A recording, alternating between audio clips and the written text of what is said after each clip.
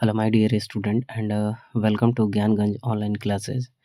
आज हम लोग मॉडल टेस्ट पेपर जो लेकर के आए हैं ये 2025 यानी कि 2025 का जो फर्स्ट शिफ्ट हुआ था 2025 फर्स्ट शिफ्ट का क्वेश्चन पेपर है। आप सभी ये कोशिश करिएगा कि इस वीडियो को अंत तक देखें और इसमें से सभी प्रश्न बनाने का कोशिश करिएगा और कितना प्रश्नों का सही उत्तर आप दे पा रहे हैं इसका कमेंट आप वीडियो के अंत में ज़रूर करिए। तो आइए शुरू करते हैं। तो जैसा पहले ही हमने बता दिया कि ये साइंस मॉडल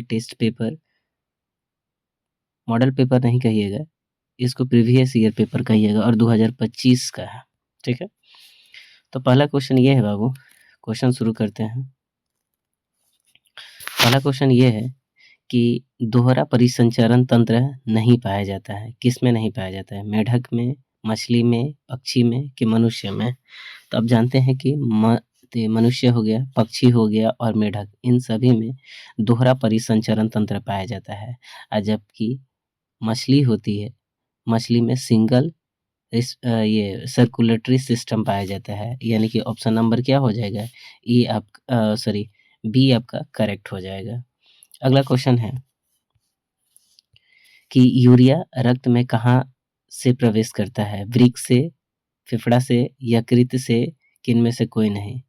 तो यूरिया रक्त में प्रवेश जो करता है आपका यकृत से करता है। कहाँ से करता है? ऑप्शन नंबर सी करेक्ट हो जाएगा। ग्लूकोज का पुनरावशोषण कहाँ से होता है? क्या टीसीटी से होता है, डीटीसी से होता है, हेनले लूप से होता है कि इनमें से सभी से? तो इसका आंसर हो जाएगा आपका ए करेक्ट हो जाएगा। अगला क्वेश्चन कह रहा है कि विभिन्न क्रियाओं के फलस्वरूप बने हानिकारक पदार्थों को शरीर से बाहर निकालने के तंत्र को क्या कहा जाता है? पाचन तंत्र कहा जाता है, परिसंचरण तंत्र कहा जाता है, उत्सर्जन तंत्र कहा जाता है कि तंत्रिका तंत्र? तो इसका सही आंसर क्या हो जाएगा? उत्सर्जन तंत्र कहा जाता है। अगला है मेरज्जू के आघात से क्या हो सकता है? तो देखिएगा मेरज्जू अधिकतर क्या कहा जाता है? क्या ऑप्शन घेगा होगा, बौनापन हो जाएगा, मधुमेह होगा या लकवा होगा? तो देखिएगा ये इसका आंसर होगा लकवा होता है, क्योंकि ये बैक साइड जितना भी होता है उससे हो करके जितना भी ब्रेन का सिग्नल होता है नीचे शरीर के अन्य भागों तक जाता है और ये अवरुद्ध हो जाता है कब हो जाता है? तो लकवा की बीमारी में हो जाता है। छठा नंबर प्रश्न है कि मनुष्य के शरीर की सबसे बड़ी ग्रंथि कौन सी है? यहाँ पर अगर सबसे बाहरी अगर पूछा जाएगा तो आपका त्वचा आंसर हो जाएगा। हालांकि ऑप्शन में आपका अंदरूनी भाग के बारे में पूछा गया है, तो यहाँ पर ऑप्शन नंबर क्या हो जाएगा? डी सही हो जाएगा। सातवां नंबर प्रश्न कह रहा है कि पादप हार्मोन कहलाते हैं। पादप हार्मोन क्या कहलाते हैं? फेरोमोन होता है, फाइटो हार्मोन, एंजाइम्स कि इनमें से सभी? तो 7 नंबर का आंसर क्या हो जाएगा? ऑप्शन नंबर बी यानी कि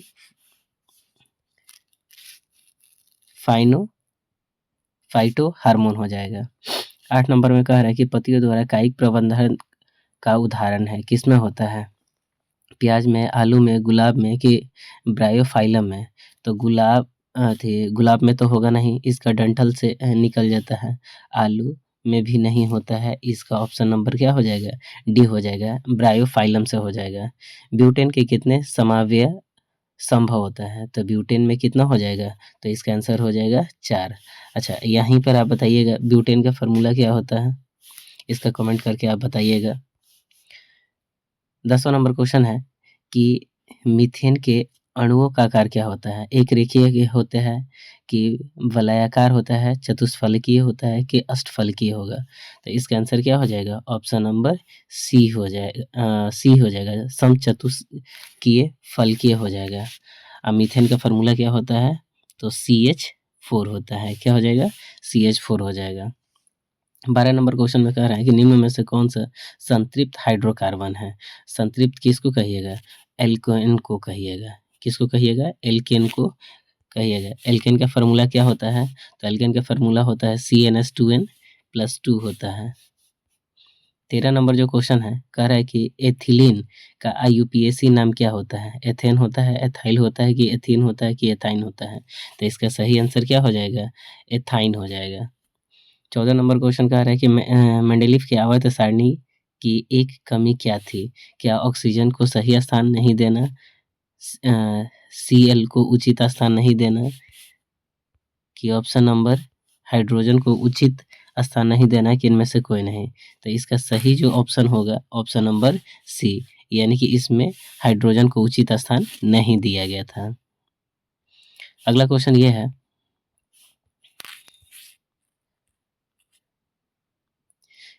कि अष्टक का नियम निम्नलिखित में से किसने दिया था? डोबेराइनर ने, लोथर मेयर ने, न्यूलैंड ने, कि मेंडेलीव ने? तो इसका सही आंसर क्या हो जाएगा? न्यूलैंड साहब ने दिया था। इसमें बताया था कि हर तत्व के 8वां गुण उसके पहले तत्व के गुण से मैच करेगा। 16 नंबर क्वेश्चन कह रहे हैं निम्नलिखित में से कौन सा यौगिक सबसे अधिक क्षारकीय है? तो सबसे ज्यादा क्षारकीय कौन होता है? SO2 की नाइट्रोस ऑक्साइड, की Al2O3, की सोडियम ऑक्साइड? तो इसका क्या आंसर हो जाएगा? 16 नंबर का कमेंट करके आंसर बताइए, यानी कि ऑप्शन नंबर क्या हो जाएगा? सोडियम ऑक्साइड हो जाएगा। किरणों के समूह को क्या कहा जाता है? प्रकाश पुंज, की किरण पुंज, की एवी दोनों, की कोई नहीं? तो इसका सही आंसर क्या हो जाएगा? ऑप्शन नंबर बी सही हो जाएगा। प्रकाश की किरणें गमन करती है, तो प्रकाश की किरणें हमेशा किस रूप में गमन करती है? क्या सीधी रेखा में, तिरछी रेखा में, टेढ़ी रेखा में? तो कैसे करेगा? तो प्रकाश की किरणें हमेशा सीधी रेखा में ही गमन करती है। ऑप्शन नंबर सी करेक्ट हो जाएगा। 19 नंबर क्वेश्चन कह रहा है कि अवतल दर्पण किस प्रकार का दर्पण है? अपसारी, की अभिसारी, की अपसारी और अभिसारी दोनों, की इनमें से कोई नहीं? तो आप ये ऑप्शन नंबर क्या हो जाएगा? बी हो जाएगा, यानी कि ये अभिसारी होता है। यानी कि प्रकाश किरण को क्या करता है? एक जगह पर लाने का कोशिश करता है। और अब 20 नंबर जो क्वेश्चन है, कार के हेडलाइट में निम्नलिखित में से किस प्रकार के दर्पण का उपयोग किया जाता है? क्या उत्तल दर्पण, अवतल दर्पण, की समतल दर्पण, की इनमें से कोई नहीं? तो कार के हेडलाइट में हमेशा अवतल दर्पण का इस्तेमाल किया जाता है, और वही जब कार के साइड मिरर के रूप में पूछा जाएगा तो वहाँ पर आपका क्या हो जाएगा? उत्तल दर्पण हो जाएगा। अवतल दर्पण की फोकस दूरी होती है, तो उत्तल दर्पण की हमेशा फोकस दूरी क्या होती है? धनात्मक, ऋणात्मक, की दोनों, की इनमें से कोई नहीं? तो इसका सही आंसर क्या हो जाएगा? यानी कि ऋणात्मक होता है। 22 नंबर क्वेश्चन कह रहा है किस दर्पण से हमेशा वस्तु से छोटा प्रतिबिंब बनता है?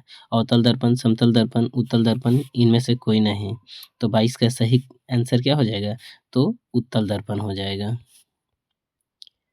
23 नंबर जो क्वेश्चन है, वायु में प्रकाश की चाल निर्वात की अपेक्षा होती है? क्या कम होती है, ज़्यादा होती है, समान होता है, कि इनमें से कोई नहीं? तो वायु में प्रकाश की चाल निर्वात की अपेक्षा क्या होती है? कम होती है, यानी कि ऑप्शन नंबर ए सही हो जाएगा। 24 नंबर क्वेश्चन कह रहा है कि निम्नलिखित में से प्रकाश द्वारा प्रदर्शित कौन सी घटना तारों के टिमटिमाने में प्रदर्शित होती है? प्रकाश का परावर्तन, वर्ण विक्षेपण, प्रकीर्णन, की अपवर्तन? तो 24 का सही आंसर क्या हो जाएगा? तो अपवर्तन होता है। 25 नंबर क्वेश्चन कह रहा है कि अम्ल का जलीय विलयन विद्युत का संचालन करता है, क्योंकि जल में क्या होता है? आयनित होता है, विलीय होता है, अविलीय होता है, कि इनमें से कोई नहीं? तो 25 का सही आंसर क्या हो जाएगा बाबू? ये जल में क्या हो जाता है? आयनित होता है। 26 नंबर क्वेश्चन जो है, कह रहा है निम्नलिखित में से कौन सा गंधीय सूचक है? तो देखिएगा, गंधीय सूचक आपका लौंग का तेल भी है, शकरकंद है, और वेनिला है। लौंग का तेल और वेनिला है, ये दोनों है, और जबकि शकरकंद ये क्या है? नहीं है। तो आपसे क्वेश्चन में यही पूछा है कि निम्न में से कौन गंधीय सूचक नहीं है? तो शकरकंद नहीं हो जाएगा। अगला क्वेश्चन ये बोल रहा है कि चींटी के डंक में कौन सा अम्ल पाया जाता है? सिट्रिक अम्ल, मेथनोइक अम्ल, एसिटिक अम्ल, इनमें से कोई नहीं? तो 27 का सही आंसर क्या हो जाएगा? मेथोनोइक अम्ल, और ये मेथोनोइक अम्ल हमेशा क्या करता है, दर्द होता है इसके वजह से। उसके बाद देखिएगा बाबू,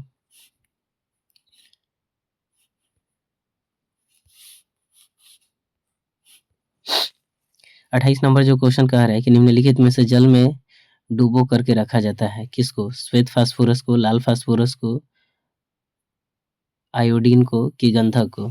तो 28 का सही आंसर क्या हो जाएगा, श्वेत फास्फोरस को हमेशा किस में रखा जाता है, तो जल में डुबो करके रखा जाता है। और यहीं पर एक क्वेश्चन का आंसर बताइएगा कि केरोसिन तेल में किसको डुबो करके रखा जाता है। 29 नंबर क्वेश्चन बताइएगा, अयस्कों में अशुद्धि के रूप में उपस्थित पदार्थ क्या कहलाता है, धातु मल कहलाता है, गैंग कहलाता है, खनिज कहलाता है, अथवा इनमें से कोई नहीं। तो 29 का सही आंसर क्या हो जाएगा, अधात्री, यानी कि इसको गैंग कहा जाता है।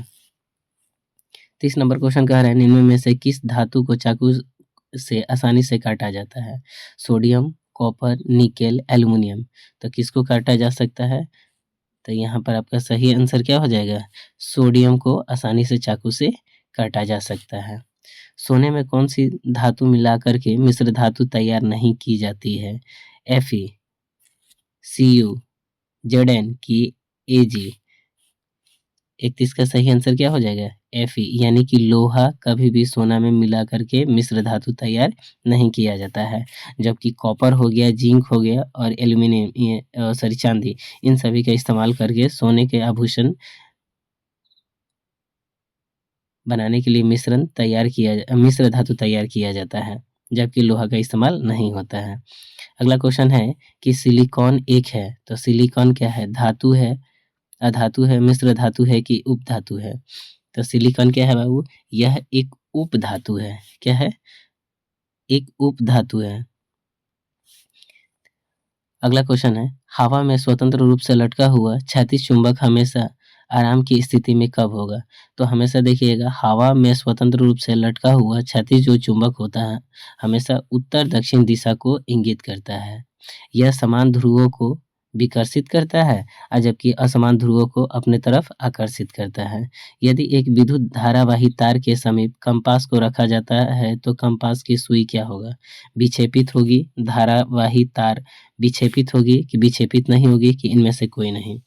जब भी धारावाही तार के पास अगर कंपास को रखा जाता है तो वो हमेशा क्या करेगी, विक्षेपित कर देगी।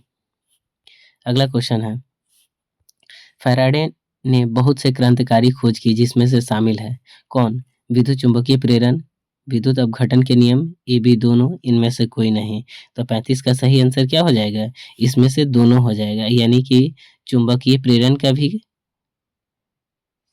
प्रेरण भी हो जाएगा और विद्युत अपघटन के नियम भी हो जाएगा, यानी कि ऑप्शन नंबर क्या हो जाएगा, सी करेक्ट हो जाएगा। 36 नंबर क्वेश्चन कह रहा है कि विद्युत मोटर परिवर्तित करता है, तो विद्युत मोटर क्या चीज में परिवर्तित करता है, रासायनिक ऊर्जा को विद्युत ऊर्जा, विद्युत ऊर्जा को यांत्रिक ऊर्जा, यांत्रिक ऊर्जा को विद्युत ऊर्जा कि विद्युत ऊर्जा को रासायनिक ऊर्जा में। तो 36 का सही आंसर क्या हो जाएगा, यानी कि ऑप्शन नंबर बी हो जाएगा, विद्युत ऊर्जा को क्या करता है, यांत्रिक ऊर्जा में बदलता है। ये क्या चीज का है, तो ये आपका है विद्युत मोटर का। वही जब जनरेटर का रहेगा तो विद्युत ऊर्जा को यांत्रिक ऊर्जा में बदलने का कार्य करता है। 37 नंबर जो क्वेश्चन है कह रहा है कि फ्लेमिंग के वाम हस्त नियम में बाएं हाथ की तर्जनी संकेत करती है, किसको करती है बाबू, चुंबकीय क्षेत्र की दिशा, चालक पर आरोपित बल की दिशा, चालक में प्रवाहित विद्युत धारा की दिशा, इनमें से कोई नहीं। तो 37 का सही आंसर क्या हो जाएगा, वो हमेशा चुंबकीय क्षेत्र को दिखाता है। 38 नंबर क्वेश्चन कह रहा है कि किसी चालक तार में विद्युत धारा प्रवाहित करने पर तार के ऊपर तथा तार के नीचे किस प्रकार के चुंबकीय क्षेत्र पैदा होता है, विपरीत प्रकार के, समान प्रकार के, किसी भी प्रकार के नहीं कि इनमें से कोई नहीं। तो 38 का सही आंसर क्या हो जाएगा, यानी कि वो समान प्रकार के चुंबकीय क्षेत्र पैदा होता है। अगला क्वेश्चन है, जल विद्युत ऊर्जा किस प्रकार की ऊर्जा है, नवीकरणीय है, अनवीकरणीय है कि नवीकरणीय और अनवीकरणीय दोनों कि इनमें से कोई नहीं। तो 39 का सही आंसर क्या हो जाएगा? यह नवीकरणीय ऊर्जा होता है। 40 नंबर क्वेश्चन में कह रहा है कि कौन सी गैस वैश्वीकरण ऊष्मा के लिए उत्तरदायी है? नाइट्रोजन है, ऑक्सीजन है, कार्बन डाइऑक्साइड है कि इनमें से कोई नहीं? यानी कि इसमें क्या हो जाएगा? कार्बन डाइऑक्साइड है। अब यहाँ पर एक क्वेश्चन का आंसर बताइएगा कि वायुमंडल में कार्बन डाइऑक्साइड का प्रतिशत कितना है? इसका आंसर कमेंट करके बताइएगा। अगला क्वेश्चन है मैग्नीशियम आवर्त सारणी के किस समूह का सदस्य है? समूह 8 का, समूह 1 का, समूह 2 का कि अधातु तत्व का? तो 41 का सही आंसर क्या हो जाएगा? यह समूह 2 का तत्व होता है। 42 नंबर में कह रहा है कि आवर्त सारणी में कितने आवर्त होते हैं? 12, 9, 8, 7। क्या हो जाएगा? तो इसमें आवर्तों की संख्या कितनी होती है? 7 होता है। 43 नंबर क्वेश्चन कह रहे हैं निम्न में से कौन सा जल संचयन की प्राचीन विधि नहीं है? कट्टा, कुल्हा, डगलवेल, इरिस। तो 43 का सही आंसर क्या हो जाएगा बाबू? यानी कि इसमें इरिस नहीं हो जाएगा। टिहरी बांध निर्माण का उद्देश्य क्या था? बिजली का उत्पादन, जल आपूर्ति, भूमि सिंचाई कि इनमें से सही? तो टिहरी बांध जो भी बनता है विभिन्न उद्देश्य की पूर्ति के लिए बनाया जाता है, यानी कि बिजली उत्पादन, भूमि सिंचाई और जल आपूर्ति सभी के लिए हो जाएगा, यानी कि ऑप्शन नंबर डी सही हो जाएगा। 45 नंबर क्वेश्चन कह रहा है कि अपशिष्ट प्रबंधन की नई अवधारणा क्या है? पुनः उपयोग, पुनः चक्रण, कमी कि इनमें से सभी? तो 45 का सही आंसर क्या हो जाएगा? यानी कि इसमें भी सभी हो जाएगा। 46 नंबर क्वेश्चन कह रहा है कि निम्नलिखित में से नवीकरणीय संसाधन कौन है? कोयला है, वन है, पेट्रोलियम है कि इनमें से कोई नहीं? तो नवीकरणीय संसाधन किसको कहा जाएगा? तो वैसे संसाधन जिनका पुनः निर्माण संभव होता है उसको नवीकरणीय कहिएगा, और अनवीकरणीय जिनका पुनः निर्माण संभव नहीं होता है उसे अनवीकरणीय कहिएगा। यानी कि 46 का सही आंसर क्या हो जाएगा? बी हो जाएगा। अगला क्वेश्चन है कि निम्न में से कौन बायोगैस का मुख्य घटक है? तो बायोगैस का मुख्य घटक क्या हो जाएगा? कार्बन डाइऑक्साइड, जल वाष्प, हाइड्रोजन कि मीथेन? तो इसका सही आंसर क्या होगा बाबू? मीथेन हो जाएगा। क्या होगा? मीथेन। और मीथेन का फार्मूला क्या होता है? CH4। ये उसका फार्मूला होता है। अगला क्वेश्चन है कि पेप्टिक अल्सर हो सकता है कम भोजन खाने से, कि सामान्य भोजन खाने से, कि लंबे समय तक भूखे रहने से, कि इनमें से कोई नहीं? तो 48 का सही आंसर क्या हो जाएगा? तो लंबे समय तक जो व्यक्ति भूखे रहता है उसको कौन सा बीमारी होने का डर बना रहता है? तो पेप्टिक अल्सर हो सकता है। अगला क्वेश्चन है पीत रस स्रावित होता है कहाँ से? मुख गुहा से, यकृत से, छोटी आंत से कि अमाशय से? तो 49 का सही आंसर क्या होगा?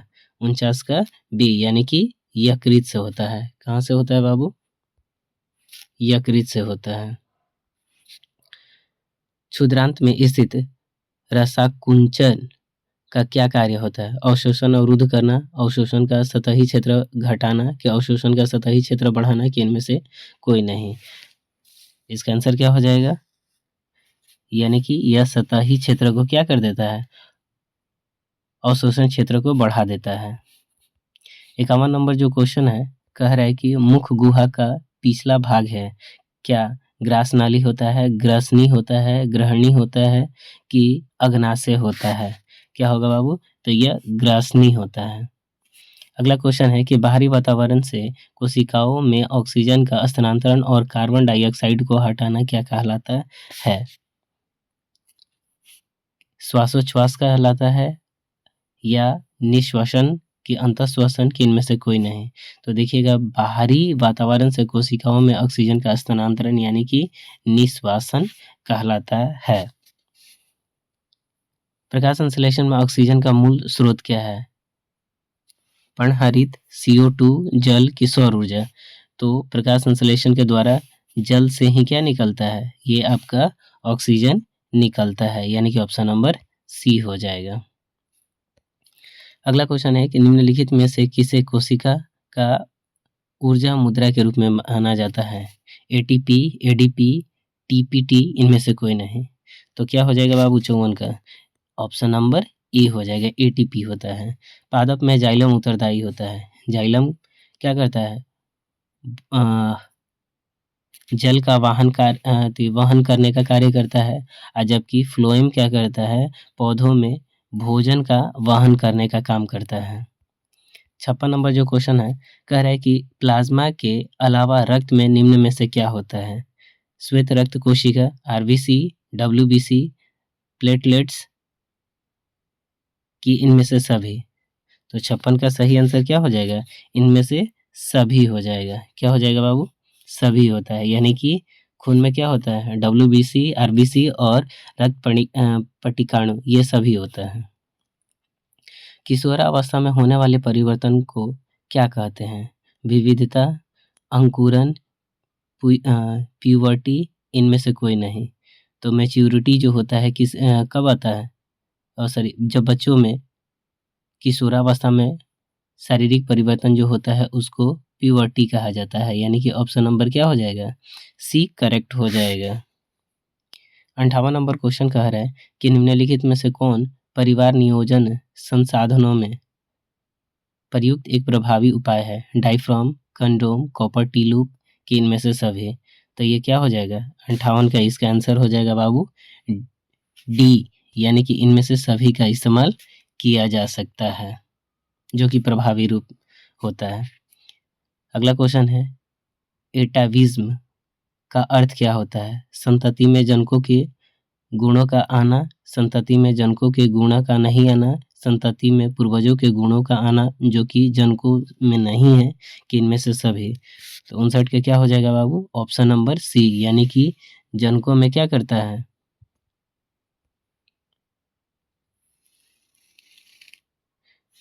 संतति में पूर्वजों के गुणों का आना जो जनकों में नहीं है।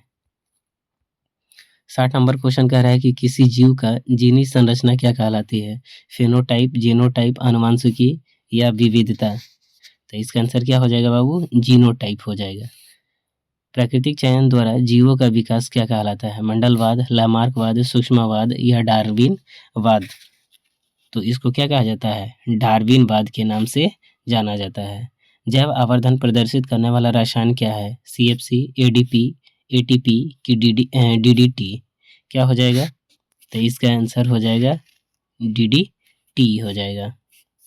प्राथमिक उपभोक्ता क्या कहलाता है? अपघटक, सर्वाहारी, मांसाहारी या शाकाहारी? तो प्राथमिक उपभोक्ता शाकाहारी कहलाता है। सीएफसी का घटक, सीएफसी का व्यापक उपयोग होता है किसमें? जेट इंजन में, रेफ्रिजरेटर में, एयर कंडीशन में कि इनमें से सभी? तो इन सभी का इस्तेमाल होता है। सीएफसी का जो व्यापक उपयोग होता है, जेट इंजन में भी होता है, एयर कंडीशन में भी होता है, रेफ्रिजरेटर में होता है, जिसकी वजह से क्या होता है? ओजोन लेयर में छिद्र हो रहा है, यही सब कारण है। लेंस की फोकस दूरी एफ एवं क्षमता पी हो तो क्या हो जाएगा? यानी कि ऑप्शन नंबर क्या हो जाएगा? बी करेक्ट हो जाएगा, एफ इंटू पी बराबर 1 हो जाता है। कैमरे का कौन सा भाग आंखों के रेटिना की तरह कार्य करता है? द्वारक, लेंस, फिल्म की शटर? तो इसका 66 का सही आंसर क्या हो जाएगा? तो फिल्म हो जाएगा। अगला क्वेश्चन है बाबू, कह रहे हैं कि एक स्वस्थ मानव नेत्र के निकट बिंदु तथा दूर बिंदु क्या होता है? तो देखिएगा, एक निकट बिंदु जो होता है 25 सेंटीमीटर और दूर जो हो जाएगा अनंत, यानी कि ऑप्शन नंबर क्या हो जाएगा? सी करेक्ट हो जाएगा। चंद्रमा पर खड़े अंतरिक्ष यात्री को आकाश कैसा प्रतीत होता है? लाल, नीला, काला, उजला? तो इसका सही आंसर क्या हो जाएगा? काला प्रतीत होता है। नेत्र की समंजन क्षमता कम हो जाने से कौन सा रोग उत्पन्न होता है? दूरदृष्टि दोष, जरा दृष्टि दोष, निकट दृष्टि दोष या वणंधता? तो 69 का आंसर क्या हो जाएगा? जरा दृष्टि दोष हो जाएगा। जरा दृष्टि दोष में क्या होता है, ना तो निकट की वस्तु दिखाई देती है और ना ही दूर की वस्तु दिखाई देती है। और जबकि दूर दृष्टि दोष में क्या है होता है, तो दूर की वस्तु आपको दिखाई देगी लेकिन नज़दीक की वस्तु नहीं दिखाई देती है। और जबकि निकट दृष्टि दोष का कंडीशन होता है कि निकट स्थित वस्तु दिखाई देगी लेकिन दूर की वस्तु नहीं दिखाई देगी। अगला क्वेश्चन है कि किसी चालक की प्रतिरोधकता का मात्रक क्या होता है? तो देखिएगा बाबा, प्रतिरोधकता का कोई भी मात्रक नहीं होता है। ऑप्शन नंबर क्या हो जाएगा? डी करेक्ट हो जाएगा। अब यहीं पर एक क्वेश्चन और बताइएगा कि प्रतिरोध का एसआई मात्रक क्या होता है? क्या चीज़ का? प्रतिरोध का एसआई मात्रक क्या होता है? इसका आंसर कमेंट करके बताइएगा। अगला जो क्वेश्चन कह रहा है कि 1 जूल में कितनी कैलोरी होती है? क्या 0.23, 0.19, 0.21 की 0.25? तो 71 का आंसर क्या हो जाएगा बाबू? 0.23 कैलोरी होता है। विद्युत बल्ब में फिलामेंट निम्न में से किस धातु का बना होता है? लोहा, एल्युमिनियम, टंगस्टन, तांबा। तो सही आंसर क्या हो जाएगा? टंगस्टन का इस्तेमाल किया जाता है। अगला क्वेश्चन है कि कलपक्कम नाभिकीय विद्युत संयंत्र किस राज्य में स्थित है? कर्नाटक, तमिलनाडु, उत्तर प्रदेश, गुजरात। तो कलपक्कम कहाँ है बाबू? ये आपका तमिलनाडु में है। कहाँ पर है? तमिलनाडु में है। घरेलू गैस एलपीजी का प्रमुख अवयव क्या है? एथेन हो, प्रोपेन है, ब्यूटेन है या मीथेन है? तो इसका सही आंसर क्या हो जाएगा? ब्यूटेन हो जाएगा। ऊर्जा के 2 नवीकरणीय स्रोत कौन से हैं? गोबर गैस तथा जैव मात्रा और पेट्रोलियम, कोयला और पेट्रोलियम किनमें से कोई नहीं। तो यहाँ पर पहले इसका कंसेप्ट समझ जाइए। अनवीकरणीय ऊर्जा स्रोत किसको कहिएगा? ऐसा ऊर्जा स्रोत जिनका पुनः निर्माण क्या हो? संभव नहीं होता है, उसको क्या कहा जाता है? अनवीकरणीय ऊर्जा स्रोत। और ऐसा नवीकरणीय स्रोत जिनका पुनः निर्माण संभव है, उसको नवीकरणीय स्रोत। जैसे में हो जाएगा आपका पवन ऊर्जा हो जाएगा, इसके अतिरिक्त तो सौर ऊर्जा हो जाएगा। ये आपका नवीकरणीय है। जबकि अनवीकरणीय में कैसा कौन हो जाएगा? कोयला हो जाएगा, पेट्रोल हो जाएगा। यानी कि ऑप्शन नंबर आपका डी करेक्ट हो जाएगा। श्वसन किस प्रकार की अभिक्रिया है? संयोजन, अपचयन, ऊष्माशोषी की ऊष्माक्षेपी। हालांकि देखिएगा ये यहाँ पर आपका 76 का हो जाएगा डी, उपचयन अभिक्रिया कहिएगा। अगर उपचयन नहीं रहेगा तो ऑप्शन में रहेगा ऊष्माक्षेपी अभिक्रिया। अगला क्वेश्चन है कि इलेक्ट्रॉनों के स्थानांतरण से बने यौगिक क्या कहलाते हैं? कार्बनिक, संयोजी, विद्युत संयोजी कि इनमें से कोई नहीं। तो इसका आंसर क्या हो जाएगा बाबू? विद्युत संयोजी हो जाएगा। क्या होगा? ऑप्शन नंबर सी करेक्ट हो जाएगा। 78 नंबर क्वेश्चन में कह रहे हैं कि निम्नलिखित अभिक्रियाओं में से कौन अपघटन की अभिक्रिया का एक उदाहरण है? तो इसका सही आंसर क्या हो जाएगा? इसका सही आंसर आपका हो जाएगा ये वाला, ऑप्शन नंबर डी करेक्ट हो जाएगा। अगला जो क्वेश्चन है, निम्नलिखित में से किसमें टार्टरिक अम्ल पाया जाता है? क्या इमली में, संतरा में, टमाटर में या सिरका में? तो इसका सही आंसर क्या होगा?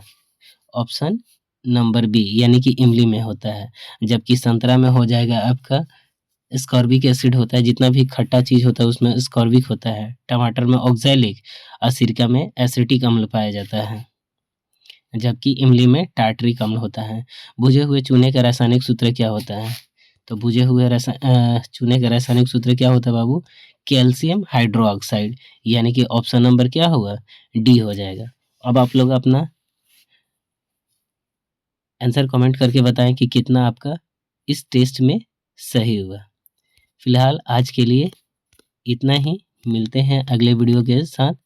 और ये वीडियो अगर अच्छा लगा तो अपने दोस्तों में शेयर कर सकते हैं। जय हिंद, थैंक यू।